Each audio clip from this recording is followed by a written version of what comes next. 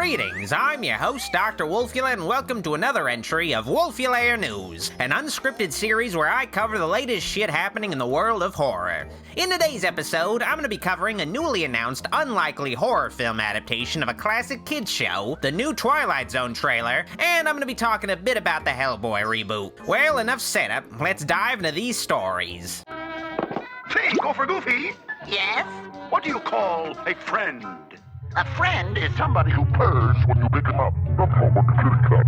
They purr. Okay, so this is the top story, and it's a little weird, I have to admit, but apparently the kids show that's getting a horror adaptation is the Banana Splits. Yes, it's a strange choice because the Banana Splits are honestly pretty obscure by kids show standards, and why is a kids show getting a horror adaptation, especially something from the 60s that doesn't have much of a fan base today? It seems just kind of random, like just something that would be made up. But in case you guys don't know, the Banana Splits was a Hanna-Barbera variety hour TV show, but unlike the usual stuff Hanna-Barbera did, this show was live action, and the characters were designed by Sid and Marty Krofft, who of course did all those weird psychedelic puppet shows throughout the 70s, just totally scary, like watch HR Pufnstuf and try not to get frightened. Being on drugs while watching that show is not a good idea, because I think that would make for a very, very bad trip. Yeah, I can understand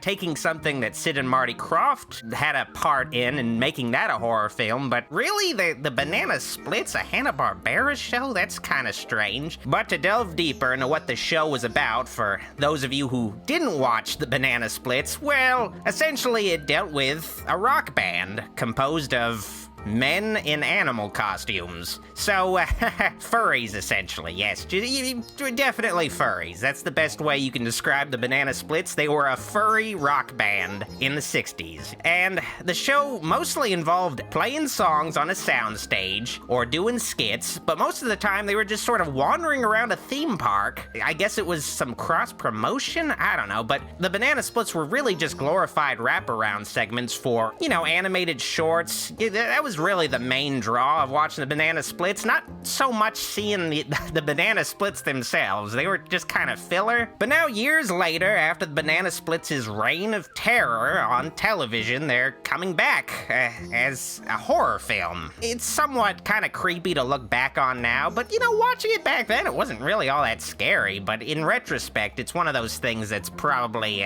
kind of nightmare-inducing to look back on, honestly. It's just strange to take the Banana Splits and turn it into what it's now being turned into, a Sci-Fi Channel original horror film. I looked into it, and it's apparently being done by the same production company, at least one of the same production companies that did Daphne and Velma. So I guess this production company is in charge of digging up random Hanna-Barbera properties and trying to figure out what kind of movie it can be turned into. And I guess they were like, we have to make something out of this, so let's make it a horror film since it's sort of creepy to look at today. That's the best explanation I can come up with for why this is happening. And of course, it might also be influenced by Five Nights at Freddy's, that fad that the kids and I guess furries are super into. Honestly, it's kind of funny because I think Warner Brothers, which is making this movie, the Banana Splits movie, was supposed to be making a Five Nights at Freddy's movie, and I guess that's been canceled, and I guess this is taking its place in some kind of weird cosmic way. It's a little weird. I don't know if that Five Nights at Freddy's movie is even being made by anybody anymore. I don't think anybody gives a shit about Five Nights at Freddy's. And I'm sure I'm gonna get someone in the comments who's like, I love Five Nights at Freddy's. It's the best video game franchise of all time. I always enjoy seeing those comments. It makes me feel good. But let's get into what this movie's going to be about. Let's read the plot synopsis, because that's kind of really all I have to go on. A boy named Harley and his family, brother Austin, mother Beth, and father Mitch, attend a taping of the Banana Splits TV show, which is supposed to be a fun-filled birthday for young Harley and business as usual for Rebecca, the producer of the series, but things take an unexpected turn, and the body count quickly rises. Can Harley, his mom, and their new pal safely escape? Okay, well, yeah, that sounds like it's gonna be pretty fucking intense. Definitely not a kid's production, but it's kind of honestly a little ambiguous. Like, it doesn't really describe the characters at all that were on the Banana Splits. It just says the Banana Splits in the synopsis. It doesn't say whether or not the Banana Splits are killing anybody or if one of them has gone rogue or whatever. It doesn't even describe whether or not the Banana Splits are actual guys in costumes or not. It's very weirdly vague for a plot synopsis. Part of me wonders if they even have like a script written yet. It's really vague. So I'm gonna assume that this is going to be a period movie. It's going to take place in the 60s because it's a little unbelievable that the Banana Splits would be revived today. But I'm wondering, are William Hanna and Joseph Barbera going to be characters in this movie? Is this still a Hanna-Barbera show in this universe? Or am I gonna see Hanna-Barbera get murdered on this movie? Like, I'm wondering. But really, the ultimate question is, why is there a Banana Splits horror movie? I just don't get it. Why didn't they come up with an original idea inspired by the Banana Splits? It just seems like it would kind of ruin the Banana Splits for the few fans that are still fucking into this show. Like, they're gonna end up turning off diehard fans of the Banana Splits, of which there are very few. But it's honestly unfortunate because a lot of Hanna-Barbera properties are stagnating. Like, nothing's being done with all these old classic characters, but this ends up being greenlit. That's kind of sad. And it gets turned into something that's kind of the opposite of what it's intended to be. Like, what's next? Are we gonna have a fucking Flintstones erotic thriller or what? I guess we'll see how the Banana Splits turns out as a horror movie in the future. It's really weird. Life sometimes goes like you don't expect it to. So it looks like the new Twilight Zone finally dropped a trailer with actual footage showing clips from the show. Yeah, can you believe it? Apparently the show isn't just going to be Jordan Peele fucking around at the Super Bowl. Now we get an idea of what the show is actually going to look like.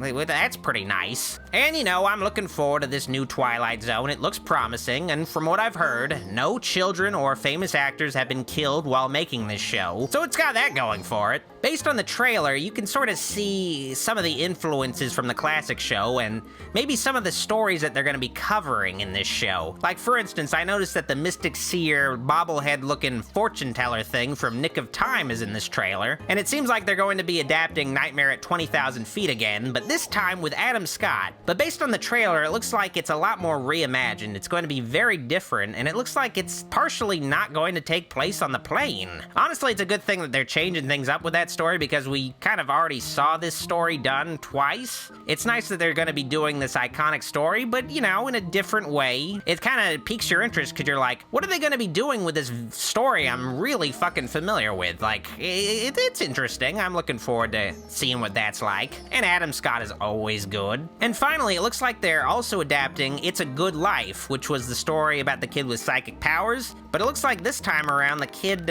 becomes president. Like, it's shown that he's tricycling around the White House. He's all presidential and stuff. They show him at a parade. At least I think it's an adaptation of the psychic kid story. And I also appreciate it in this trailer. It seems like they're gonna have a lot of, like, real direct Easter eggs to the original show. It looks like it's gonna be very faithful to a lot of the designs that you see in the original series. You even see just the old school gremlin. Like, it's not some super scary design or anything. I mean, it's probably not the actual gremlin. It's probably some reimagined thing slightly, but it has that same appearance, that familiar appearance. It looks like it's gonna stay true to its roots while also possibly doing a lot of new stuff with it. And from the looks of things, the show has a star-studded cast. Adam Scott, Kumail Nanjiani, Tracy Morgan, Jordan Peele, and the funny thing about most of the cast members is it seems like they all started out in comedy, like they're all mostly comedic actors, you know? I sort of wonder if that's like a deliberate choice or something. It should prove interesting, though, to see these comedic actors in these serious situations.